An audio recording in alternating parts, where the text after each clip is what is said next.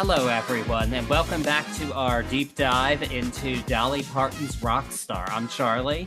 And I'm Corey. And we just did the first part of this last week for you all, and went through it all. And it's an interesting album. There's a mix of covers and originals, lots of crazy guests on it. If you missed out, Dolly Parton did this album because she was inducted into the Rock and Roll Hall of Fame in 2022, and at first declined, saying, "Nope, that's not for me. I'm not a rock artist." But, well, the Rock Hall put her in anyway. But she said, well, I'm going to make a rock album. And so now we have Rockstar. It's been a pretty anticipated release this year. And it's a wild ride. It's a bit all over the map in terms of things covered on it, I will say. It is. And if you missed the first part, of course, go back, check it out after you're done listening to this one. But some stuff that we were touching on is just the fact of it being a rock concept, trying to figure out how to do it best with Dolly and these artists, and whether or not it really stands up to the source material that it's paying homage to. There have been some super spot on hits and some really, really off the wall misses in our opinion so far. But almost like some of the bad reviews that we've seen, they always end with "it's Dolly," so even though there have been these misses and hits, it's been super fun going through it, and it has that Dolly-ness in it regardless. So get ready for part two. Yeah, most definitely. And our second half of this wild ride begins with the 16th song on the album, but the first one that we're covering today is Keep On Loving You, an REO Speedwagon cover featuring the lead singer Kevin Cronin. In its original form, this is a song that I've always enjoyed. I don't always seek it out, but I really enjoy it when I do hear it come on. Definitely one of those songs.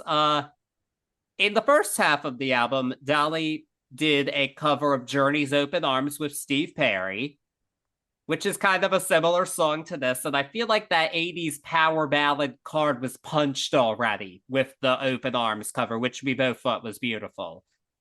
This is just not necessary. I don't think it's terrible, but I don't need it. And Kevin Cronin is no Steve Perry. Yeah, it's as far as to the source material, it stands up. But like you said, it's almost been done already on this album. And this is the kind of track for me that if you're gonna do these different versions, these deluxe versions and things like that, this one could find its way there and be cool, because it's an extra track and it's not taking up a spot on this album. I'm with you. This one could have been not here and I wouldn't have been heartbroken. And that being said, it's done well.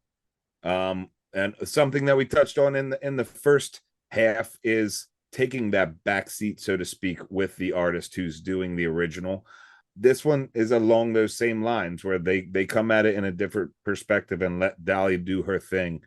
But it falls sort of flat, and it's been done. Yeah.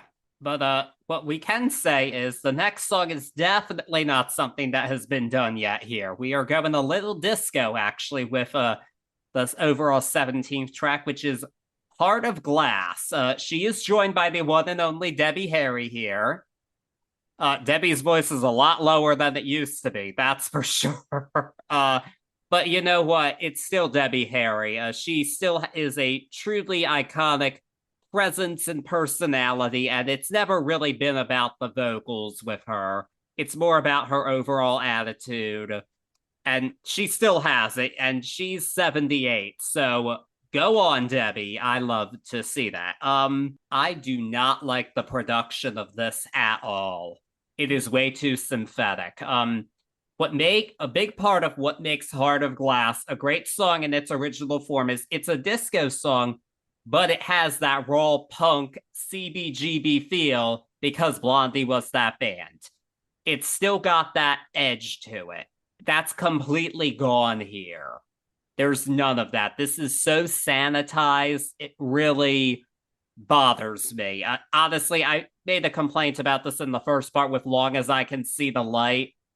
I'm a bigger Blondie fan than I am of CCR. It bothers me a lot more here. I love that these two ladies sang together.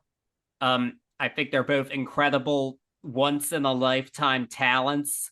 And Debbie Harry, I absolutely think should be included on the album. I wish she was used elsewhere because I can't think of a Blondie song that would have made this transition well if this was what it was going to sound like.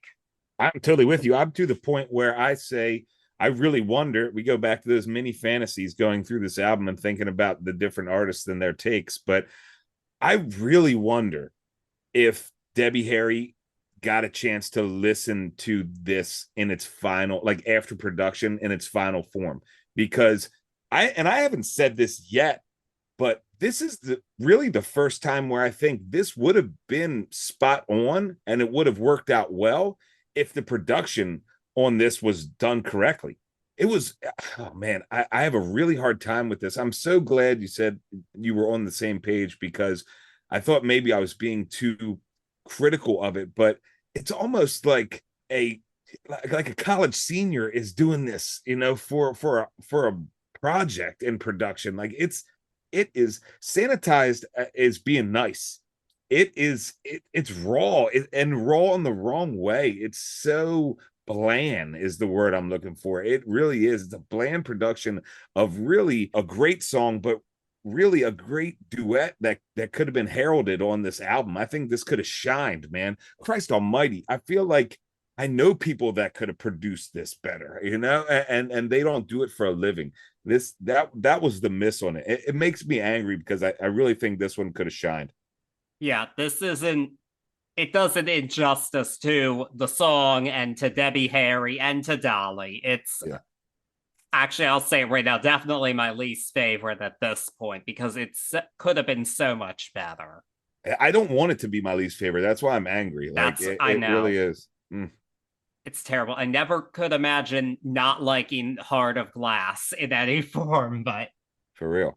but fortunately, the only way to go is up from that, I think. So we are on to our next track, which is Don't Let the Sun Go Down on Me. This one, she has Elton John duetting with her.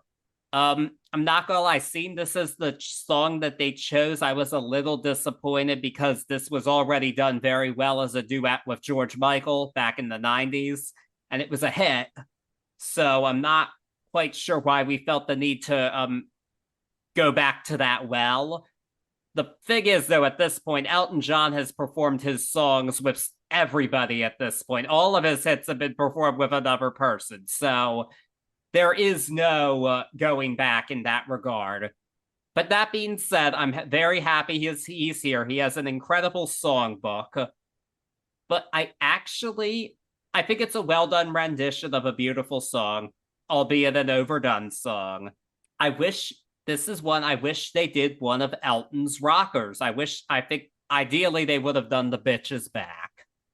That would have been my first pick. But even Saturday Night's All Right for Fighting, I think that would have been the ideal kind of rock song for Dolly Parton to do something a bit more, I don't know, mellow, like with that Elton John vibe. I mean, it's kind of like at the end of our first book, we were saying instead of Satisfaction, she should have done a Stones ballad. In this case, not as severely. I think she should have done a Elton John up tempo. I think it would have fit this point in the album too, because it's kind of a long song and it's right in between these up tempo ones. Yeah, I'm done trying to decipher why.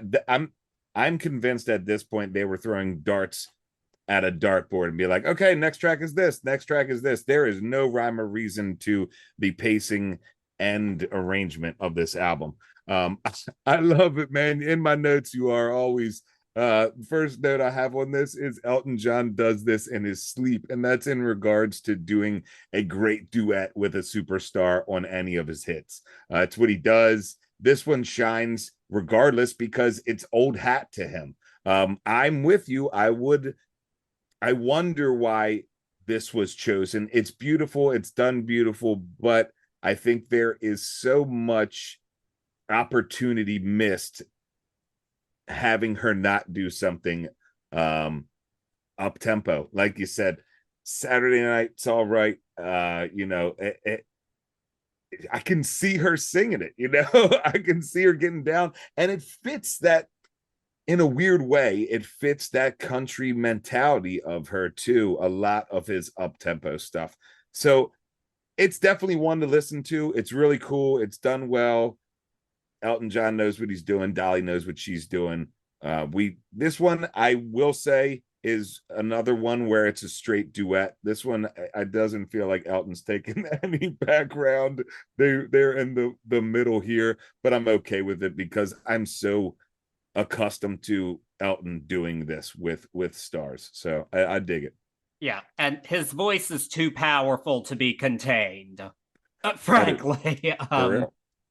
yeah, definitely on the docket for 2024. At some point, we have to do an Elton John album. That's kind of Yeah. shocked we haven't yet. Yeah, for real. Whoa, we definitely need to do an Elton Yeah, John I'm album. pretty shocked we haven't now that I figure it with this guest list. It's like we've done a few of them, and a lot of the ones we haven't done, it's pretty shocking that we haven't. So we probably will at some point soon because I'm thinking, wow, we really need to do Elton John.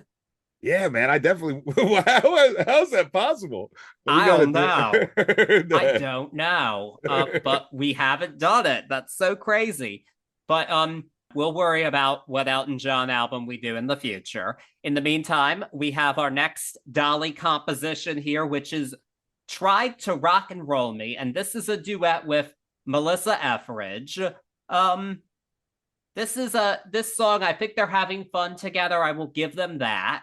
I really bit of a hot tea take, maybe depending on who's listening. I think Melissa Etheridge seems like a really cool person, and she's definitely written some good songs. I don't really care for her singing. I don't think she has a very great voice. It's odd to me. Like I often do like that kind of tone, but something about hers, I don't. She's very raw.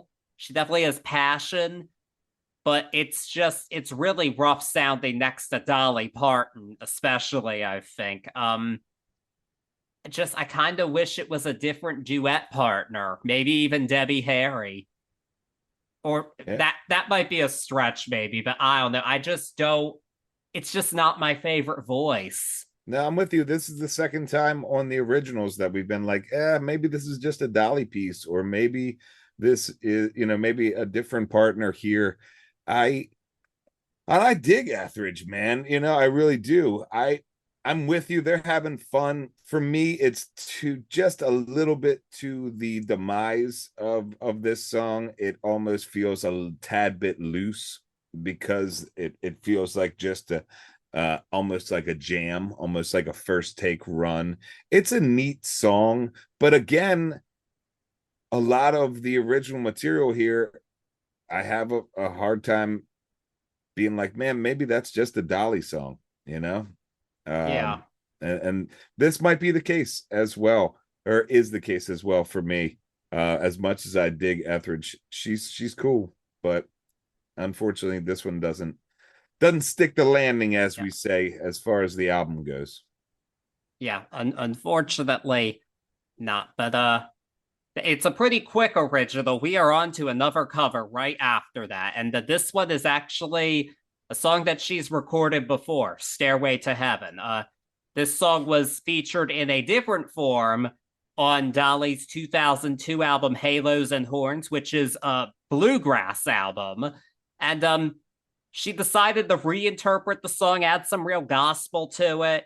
And Robert Plant and Jimmy Page loved it. They loved what she did with the song back in 2002.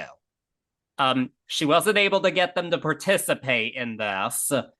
Why, I'm not quite clear. But in the instrumental list of note is Lizzo. She's playing the flute on it, no singing. I'm glad. I cannot imagine Lizzo singing any Led Zeppelin song, that's for sure. I'm a little this is a really uninspired cover choice. She already did the song over 20 years ago.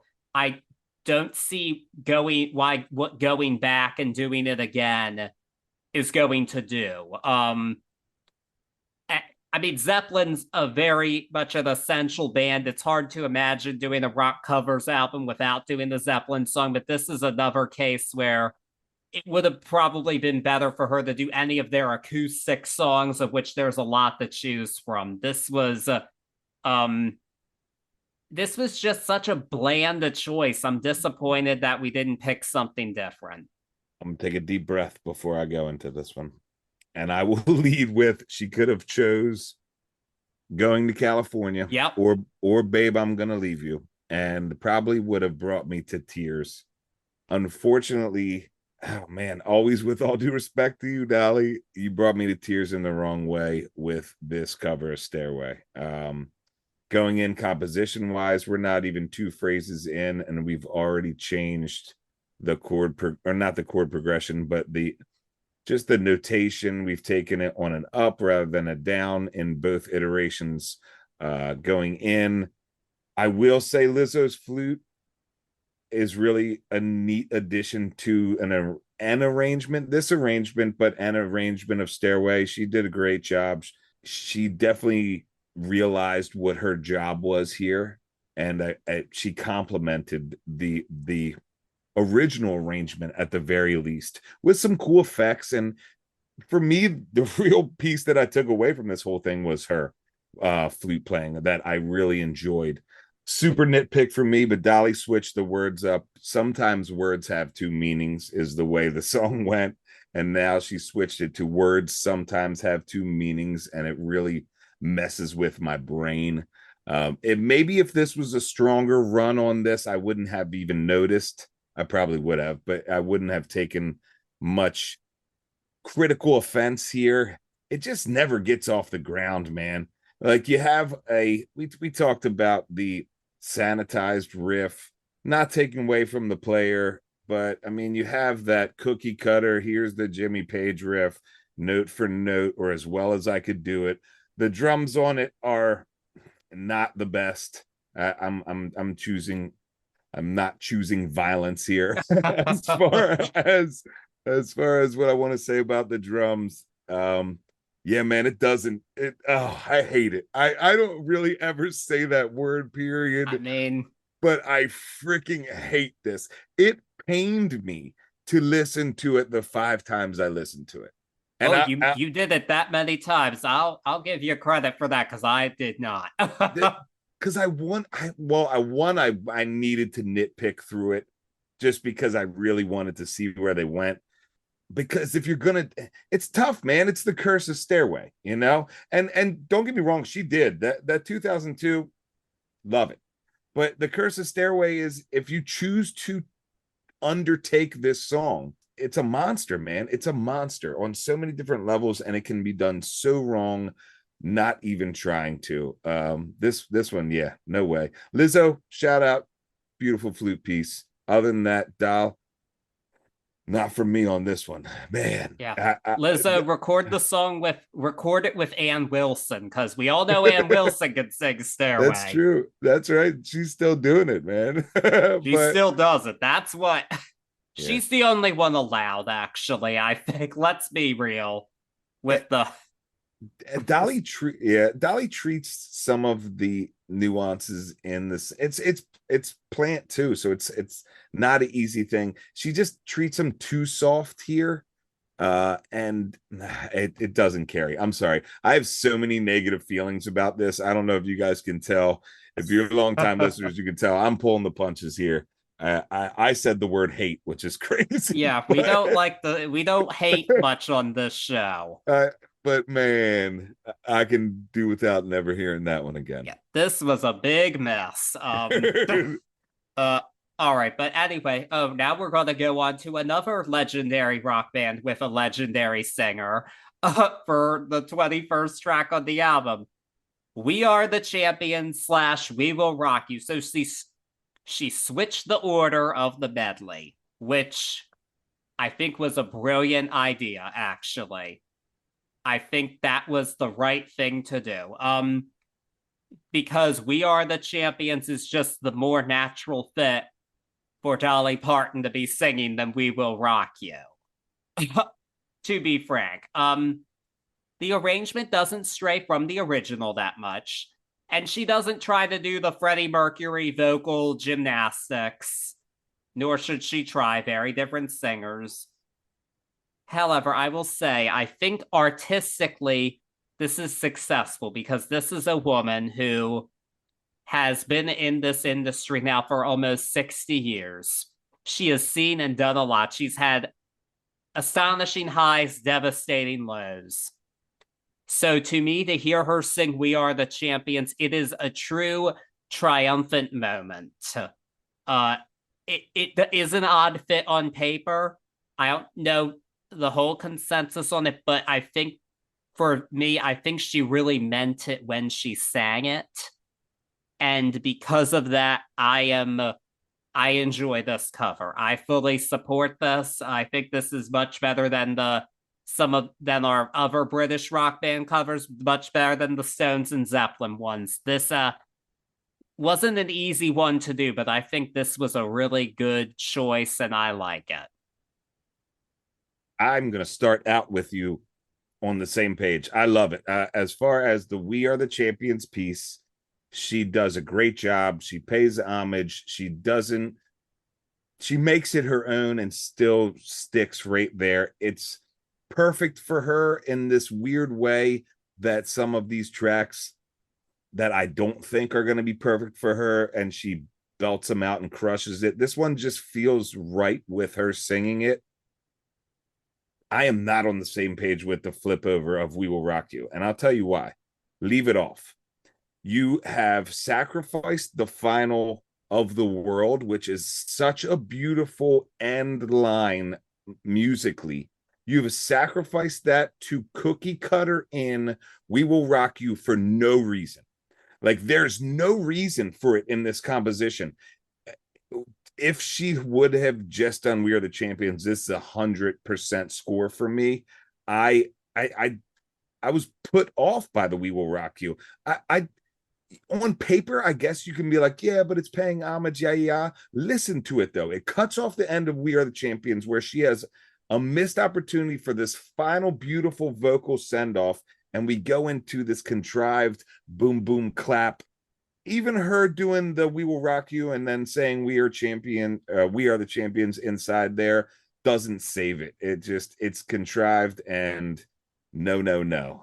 I feel like I'm saying no all the time, and I really have had a fun time with this album, but it's how it goes here. I don't dig it on the end of this. Well, in fairness, there is some better stuff coming up. I would say probably at this point, if we're going to break the album into like thirds, I feel like this last third is overall collectively the strongest. You know what? Yeah, I'll say it very well may be the strongest set of songs. There aren't too many losers here for me in this one. And one of the not loser songs is the next one, which is an original song called Bygones. Bygones. That's the name of the song. This is a duet with Rob Halford of Judas Priest. And it features Nikki Sixx on bass and John Five on guitar. John Five was the guitarist for Andrew WK, I think, but now he is the current guitarist in Motley Crue because they fired Mick Mars. And he played with Manson back in the day. Yeah. Or at some point. Yeah, Mick Mars is pissed about that. I think he's actually suing Motley Crue. So that's very nice. But I will say I'm definitely glad they didn't have Vince Neil sing this with her. Not a great singer. I do love me some Motley Crue songs, but especially these days, he is sounding rough. He is sounding rough. But we get Rob Halford instead, who sounds great, and he actually sounds good with Dolly. This is definitely this is the heaviest song here. This is borderline full metal. It's as metal as Dolly Parton's ever gonna get, that's for sure. But it's a very nice song about just moving on and letting bygones be bygones. And that's a beautiful message. We're going to have to let bygones be bygones with Stairway to Heaven, that's for sure. But no, we're not. You're not? Okay. Never letting it go. But this is a contender along with one other song for my favorite original here. Definitely. There's another contender. We're not there yet, but this is a good one. I am a fan of this. Yeah, as far as the originals go, who would have thunk that I was gonna say the one with Nikki Six, John Five, and Rob Halford on it was gonna be the best Dolly original on this, or up there for best Dolly original. It rocks. This is, for me, in my opinion, this is like the statement piece of the album. You know, we've been touching classic rock and we've been touching areas around, but we really, you said it the best. This is as close as to heavy metal as Dolly's ever going to get. And this song rocks. This is a rock star song with rock stars in it. And it really does a great job going through it and getting it done. It's wild that this is going to be up there for best original in just a really cool laugh about it sense, but it is. This song gets at it. Yeah, it rocks.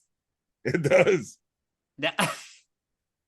Bit on the nose, but it does rock. But now to be fair, the next song is an original, but we're not counting it as one of the new originals because it is not a new song. In fact, it's older than quite a few of the covers here. This song is My Blue Tears. This was a 1971 hit for Dolly Parton. It was on her Coat of Many Colors album, which many consider to be her greatest album. And that this one, it features and it's not the first time she's re-recorded it. She re-recorded this song for 2001's Little Sparrow album because she felt it fit the concept of that. This version features Simon Le Bon of Duran Duran.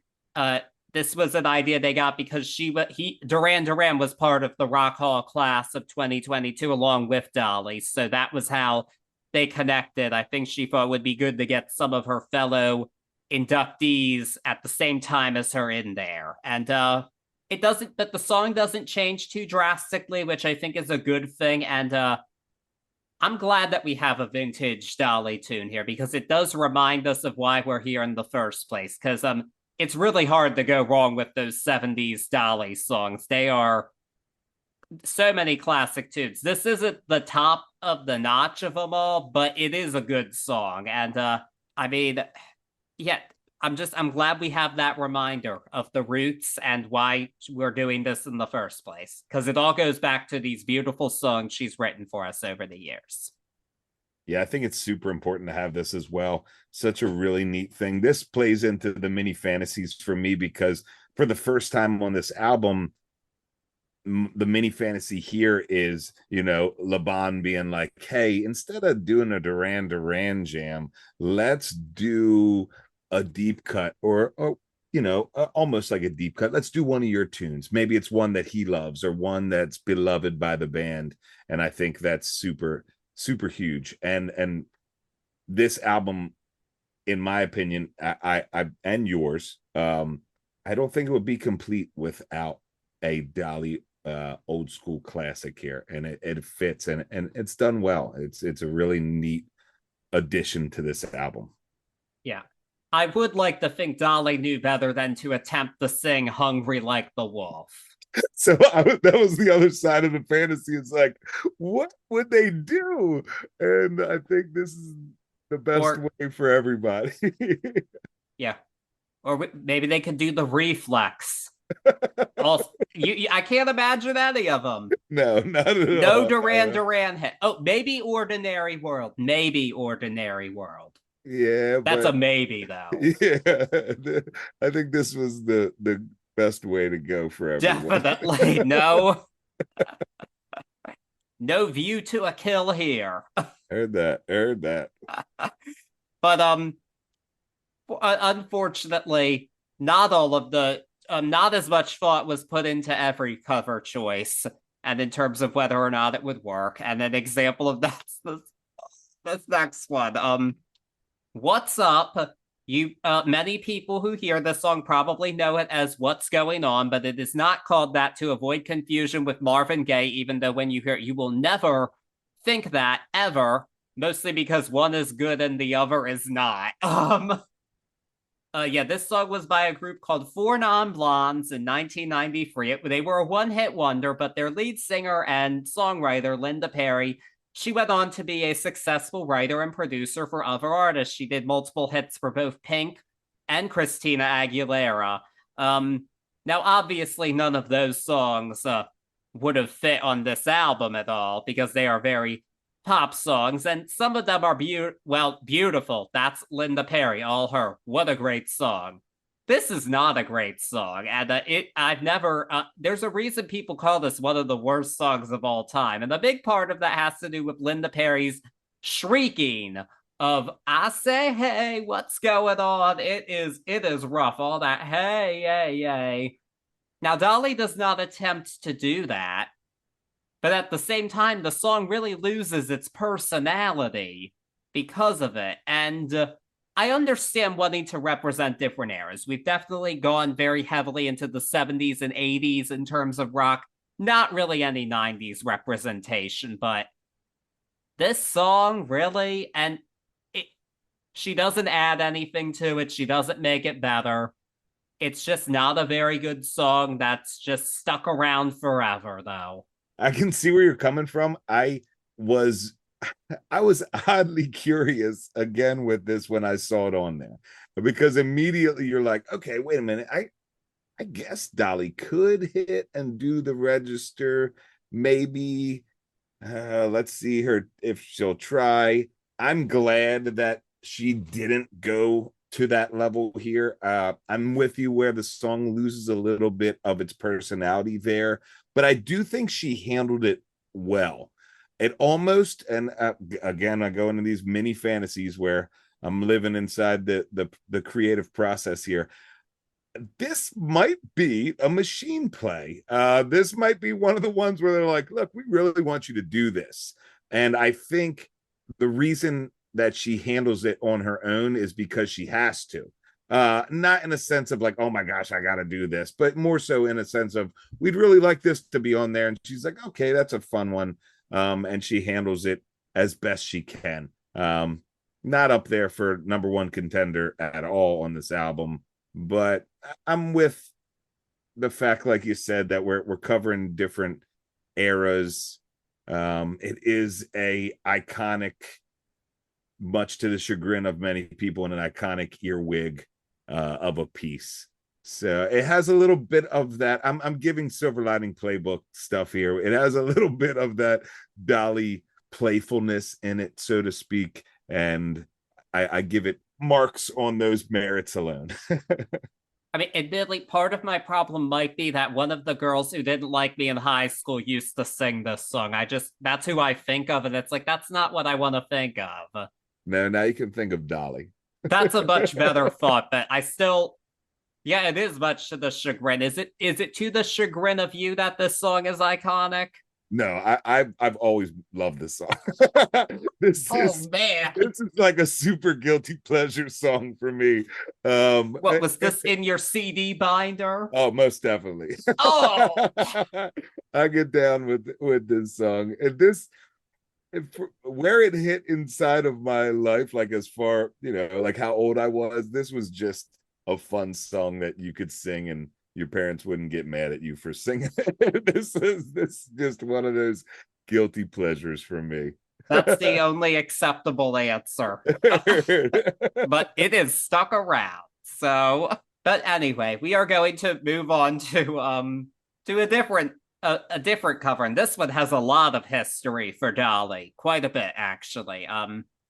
This is You're No Good. This song was first recorded in 1963 by Dee Dee Warwick, sister of Dionne, and quite a few others, but the most well-known version came from Linda Ronstadt in 1974.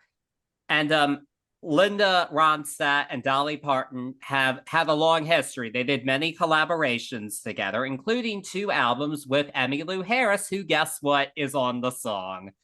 So what a beautiful reunion of Dolly and Emmylou because of that shared history. Now, Linda Ronstadt has had to retire from music due to health issues that have left her unable to sing properly. But instead, we get none other than the subject of one of our most recent episodes, Sheryl Crow. So, and they both Dolly definitely takes the lead on it. Emmylou and Sheryl do get their little bits in it. I do think the production's a bit synthetic on this one, and it is a bit against the Ronstadt arrangement, it's a bit odd to hear Dolly taking the lead. I think Sheryl Crow's actually probably would have been the best fit to take the lead on this song. But I'm gonna overlook a lot of that because I really do love the history of that trio. And I think it was really beautiful that she did a song that her friend made famous and with their other friend. And Sheryl Crow obviously admires all of these people and was at Ronstadt's Rock Hall induction performing. So I'm gonna there are things that I don't love about it, but the history makes it really important to be here. And on that grounds, I'm glad it's here. Yeah, I'm totally with you. I'm going to get it out of the way real quick. It just seems like some of these tracks, there's just tracks on this album that are handled in production poorly slash not to their potential. Get that out of the way. This was such a cool track, man. This was like hearing three sisters, eldest to youngest, going at it, you know. And I'm with you. I could see this being done live in different variations as far as different artists taking different verses and different parts. But I love the fact that we're here on Dolly's album. So again, she gets to take the front runner seat here while inside of this my little story here, her two younger sisters are backing her up. It's a really, and then you add the Ronstadt stuff over top of it. There's so many layers of history and beautifulness here, friendships. There's no way this song doesn't come out and bring joy to you, regardless of the production on it. Really, really happy, just like you said, happy to have it. Yeah, definitely. Just what a great tribute. If you haven't, I definitely recommend watching the Linda Ronstadt documentary, The Sound of My Voice. They talk quite a bit in there about her collaborations with Dolly and Emmylou. They're both in the documentary, and it's just a great story all around about a great talent. But we're going to move on to a song featuring another great talent now. Another great female rocker is the person who originated our next track, which is Heartbreaker. It's Pat Benatar, and her husband, Neil Giraldo, joined for this one. Pat Benatar was also part of the Rock Hall class of 2022, along with Neil. I do like that Dolly shouts Neil out in this song because Pat and Neil make it very clear, like they build themselves together. They make it very clear that they are a duo, they are a team. It is not just her. Even if many of her records have been billed as just her, they definitely see themselves as collaborators, and they're very successful collaborators. I think Heartbreaker is a classic song. I love the tune. This is another one where I think Dolly could have done the song really well with a different arrangement, but the heavy rock arrangement, kind of like I Hate Myself for Loving You, it's an odd fit, and Pat Benatar still sounds fantastic and powerful, and she kind of wipes the floor with this one because it's her song. There's no competition. Like, nobody can compete with that, not even Dolly Parton. And there was a much better song choice here. So obvious. We Belong. That was it. That was the song they should have done. Yeah, the fit here is definitely one where I've been preaching how much I love the artists taking their pieces in a different light and taking a step back. I don't think it was in any malicious intent here, no, but it's just Benatar's too heavy, man. And as far as just so full and rich, not to take anything away from Dolly, but it was a hard sell from the beginning with this composition, with this arrangement, period. I'm not going to say worst. It's such a weird fit that this one might be on the lines, and I'm not taking away from anybody's performance. I'm just saying, for the sake of conversation, this one is more along the lines of the mindset that we were talking about in the first episode of this Dolly Oki This one sort of hits here on that level for me, which hasn't happened many times on this album for me, but just because of her place on this arrangement doesn't stick that landing like it should to be on this album. Yeah, I agree. But unfortunately, the next song is an original, so we don't have to worry about karaoke of any kind. This song is Bittersweet. It's a duet with Michael McDonald. So as for the song itself, I think it's like a nice love ballad. I do not like the production on Michael McDonald's voice. And I really don't understand it because I know it's not him. I actually saw the Doobie Brothers live last year, and Michael McDonald still got it. He sounded great on all of the songs that he sang lead on. He killed it minute by minute. What a Fool Believes. He was doing it. They really messed up a great, unique voice and how it was handled here. Dolly sounds good on the song. They're definitely not they're not the first people you can think of singing together, that's for sure. This would have been a good duet if it weren't for the production on McDonald's voice. That ruined it for me. Yeah, man, we're getting this is the third time we've said it on her original stuff, and I understand we're bringing in everybody and we're doing it well. I'm with you. They're touring still. Like he can hit. If you're not going to do a Doobie Brothers song with him, then why try to it makes no sense. That it's another angry topic for me is the way that he's handled in this. You could have put another singer in there and not used him here and done what you wanted with the production on the voice, but you chose to have him here. It just seems like a waste for me, and it's another one where I don't dislike the song. I really don't. It's a cool song. It's just I don't understand why it's handled like this, especially from a production standpoint. It stinks. It's another one that I don't like to say negative things on because I like the song.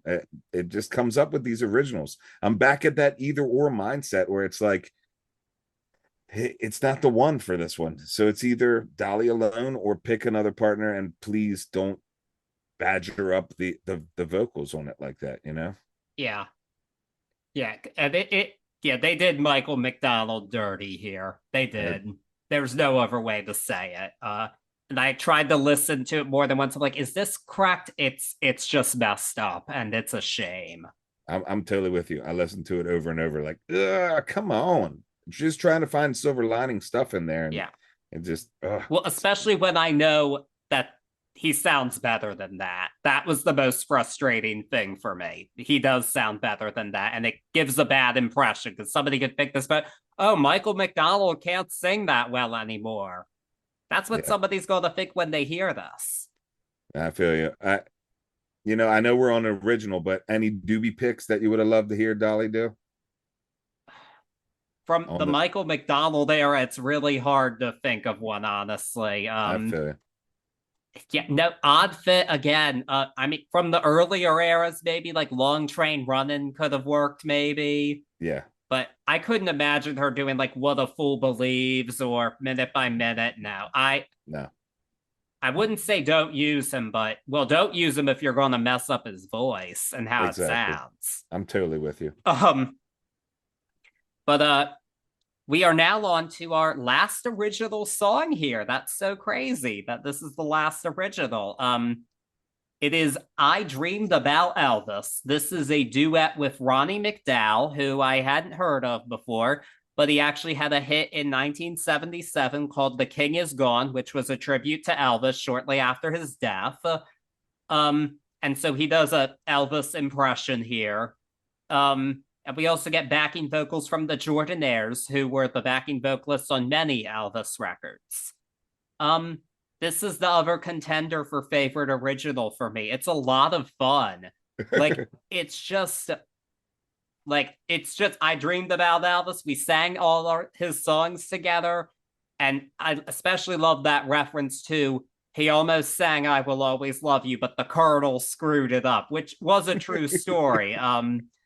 because Elvis did want to record I Will Always Love You, but the Colonel, Tom Parker, said, well, Elvis only does songs where we get half of the publishing rights for it. And Dolly just said, oh, I can't do that. It's my song. It's already a success. And people thought she was stupid for turning them down like it's Elvis. But, well, it paid off very nicely for her almost 20 years later, as we all know, thanks to Whitney Houston. Heard. But yeah, I love this one. So much fun. Yeah, this is up there for favorite thing on the whole album because we talk about the Ronstadt stuff and the shout outs to people that can't be here and just even some of the artists that weren't able to make it, whether it be scheduling or health issues or whatever. To see this many original tracks on this album, which was unexpected for me, and then get this towards the end where, in my opinion, this is just an old school Dolly song.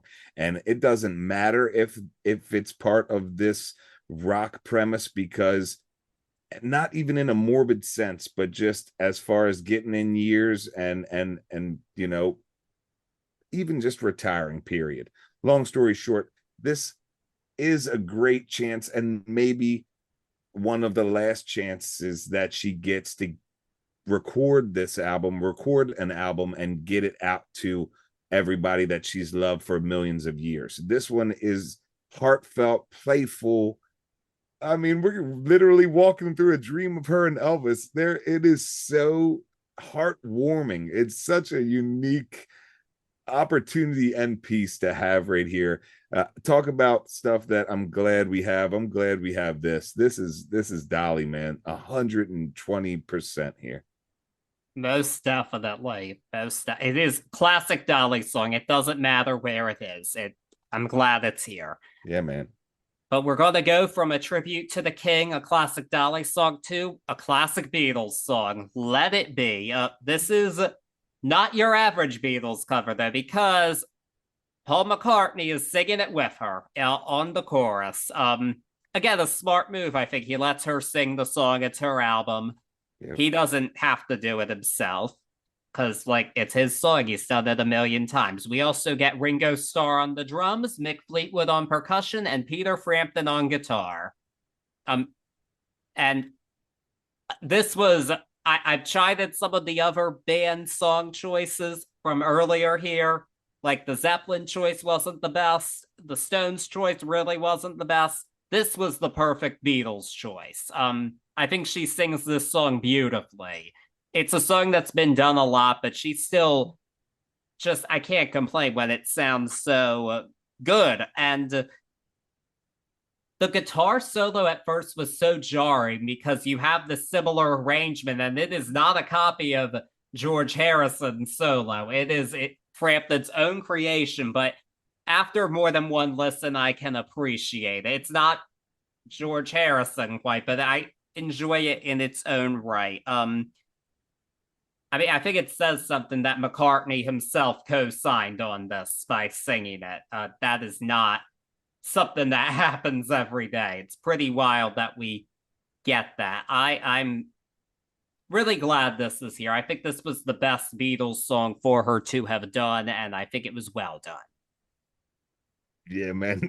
We went from a Dolly dream to a Corey dream. I mean, look at who you got on this, and the fact, man, I'm sorry you guys have had to hear me say this so many times, but the fact that these artists are taking a new perspective and taking a back seat here. This back seat isn't too far in the back of the car for any of these guys, and Dolly takes them all the way through with hot tea take. This is the one on the album, man. This is the one for me where it really, as far as all of the artists together and Dolly, really just seemed to be the glove fit here. It is really, really well done. The Frampton lick is something that we talk about. Happy to have Frampton soloing on Let It Be. Let's go, man. Let's go. Who thought we would get that nugget on a Dolly Parton album? Of course, Paul being here and Ringo being here co-signing on that says amazing things about what this song is. It's really well done. I have one gripe with this song, and that is, and maybe it's the Beatles in me, but end the album with this song. This is a perfect album ender. We'll talk more about it on the next track, but this one, I know the arrangement. I said I was done with going through it, but this one really could have been the feather on the cap here. And it's Let It Be. It is the Beatles fan in me, but still, like, let it be, let it be the ending of this album. It's the Beatlemaniac in you. It is. I mean, it's hard to deny it. I definitely am more of a Beatlemaniac than I am a fan of the band that does actually close the album in its own way. But well, it's time to discuss it. We're at the end, and this album ends with Lynyrd Skynyrd's Freebird. Now, when I saw this was the closing track, I kind of was like, seriously, I think this song's really overplayed and overrated in general. So I wasn't really looking forward to it. It said featuring Lynyrd Skynyrd. And I assumed, okay, it'll be the current version touring. I know they're touring again this year, apparently, with ZZ Top. Yeah, they were. They're never not touring, but Yeah, they're even though they all got in a plane crash, they've gotten plenty of people to tour as Lynyrd Skynyrd. Okay. So not super excited about this. However, first off, being a Southern rock band, it actually does fit Dolly Parton well to do a Lynyrd Skynyrd song. Even if I would have probably preferred her to do Simple Man over this one, honestly. But this still, she's doing Freebird. The ballad portion of her singing this is absolutely beautiful. I was shocked by how much I enjoyed. I was like, oh, she really brought it, actually. This is well, she just sounds amazing. Possibly the best vocal on the whole album, I think, when she sings it. And then we get the original vocals from the late Ronnie Van Zant. His widow has not allowed Lynyrd Skynyrd to use his vocals, but she did say yes to Dolly. And that was really unexpected and beautiful to hear. I was like, okay, we're really actually, this is really more poignant than I was expecting with the original vocals and her sounding so beautiful. I've always preferred the slower portion of the song to the faster portion of Freebird. And this cover does go on for almost 11 minutes, but I actually think this is the perfect closer to all of this. It's not my favorite song ever, but I think it was really well done here and very poignant. And the guitarist on this song, actually, Gary Rossington, he was the touring guitarist for Lynyrd Skynyrd. He passed away in March of this year, so his playing on here is really good, and it's now sadly a sense of poignancy, but I actually thought this was an ideal closer. yeah, I can feel you with the closer, and it's a Lynyrd Skynyrd live closer.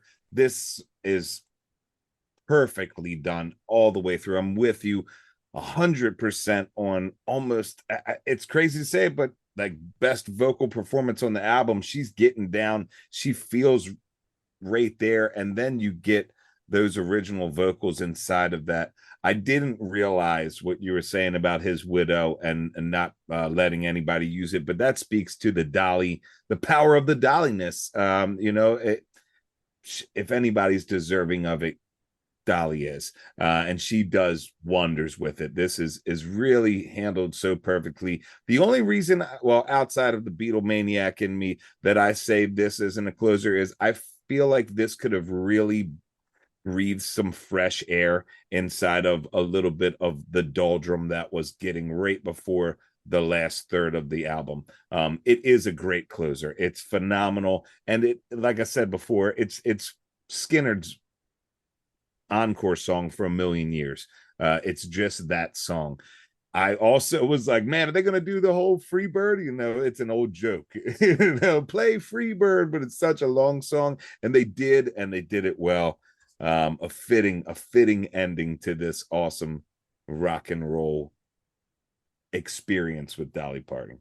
Yeah, quite the experience it was through many highs and lows, all 30 songs of it. So insane that we did this. I mean, there's like two or three albums in the whole thing, like I said in the first part. So, but they put it all out at once. I'm sure that'll help the streaming numbers, though. I'm sure that's something they considered, because that's what helps some people on the charts by doing all of that. But now we've come to the end of this wild journey. So crazy that we've done it. It's almost this is so different from all the other things we've done. It's almost hard to grade it, I feel like, in a way.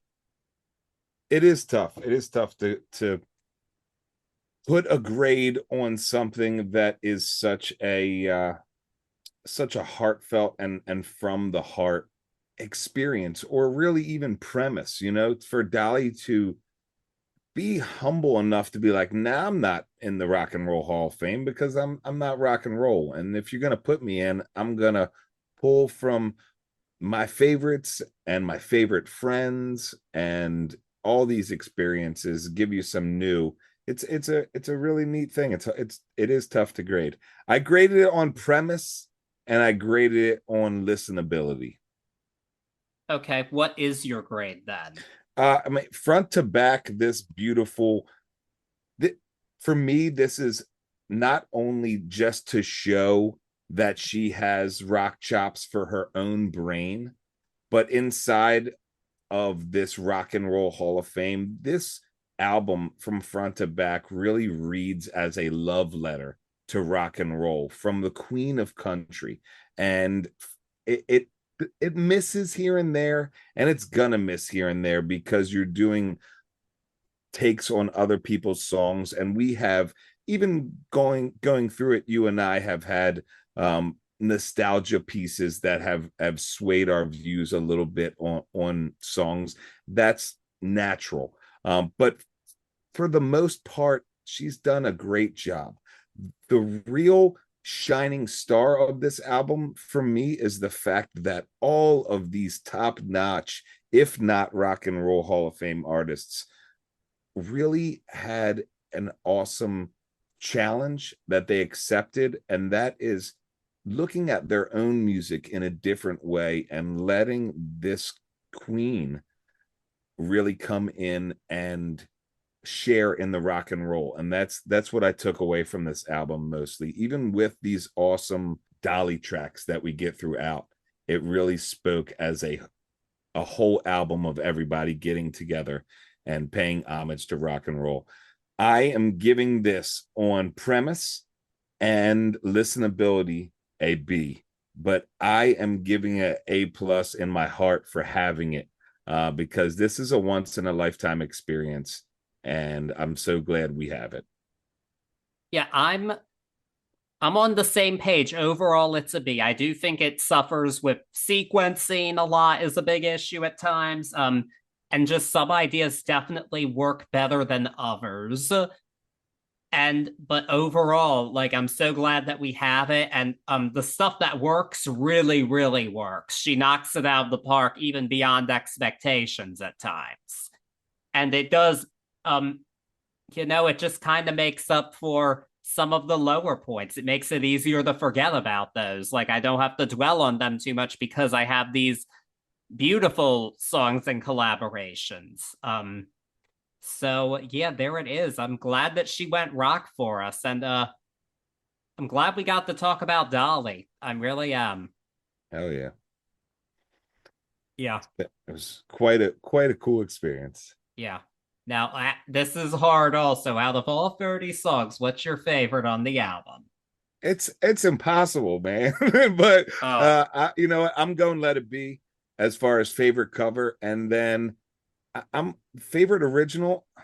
I love I Dreamed About Elvis, but that's because she just not only reignited but just upped my flame for the love of her, and still showed us that she's got it all the way.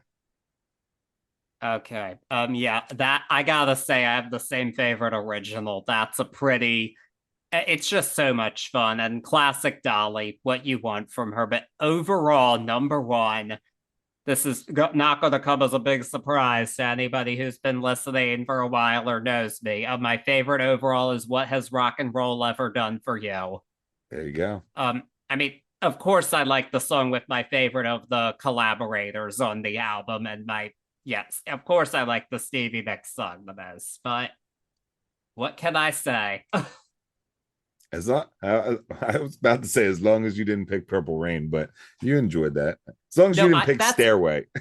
Oh, definitely not. No, Purple Rain was beautiful, but I had to go with Miss Nicks on that one. Glad it lived up to expectations, that's for sure. Definitely an awesome one. Yeah, but well, friends, we have come to the end of this wild ride with you all. And of course, if you haven't already, please follow us wherever you're listening to us and on social media at Turntables and Tea Podcast, Facebook and Instagram. Leave us a nice rating and review too. So more people are listening. We always want more people to discover us. Now, next week we will be off because Corey will be on vacation. So we'll be putting up a holiday rerun for you. And then we will be back with a couple. We are each going to be picking a Christmas album. And you are going first with that. So what holiday joy will we be getting into when we return? We're back at the Christmas albums again, and I'm picking one that I grew up on and I wanted to do last year, but we're going through ones that we wanted to do together. This one is near and dear to the heart. Harry Connick Jr., When My Heart Finds Christmas, is going to be my pick for this year. We're going a little jazzy. Yeah. That's something we haven't done much of. We've touched on it, but not a full album of the vocal jazz yet. So that'll be a fun thing for us to do. Oh man, wait until you hear some of these compositions. I mean, I'm sure these are on the radio already. Some of them, I'm sure. Some of them are, but not all of them. It's not one that I grew up on, so I'm excited for it. I'll be doing. You'll be hearing my special growing up one next because it's going to be associated with a cool concert I'm going to. That's all I'll say so far. Nice. But we're going to get there. But yes, please do stay tuned. Listen to the rerun. Hope you enjoy that, and then we'll be back to discuss Mr. Harry Connick Jr. That'll be a lot of fun, I'm sure. Yeah. But until then, live your lives as the rock stars that you are, and take care of yourselves. Peace.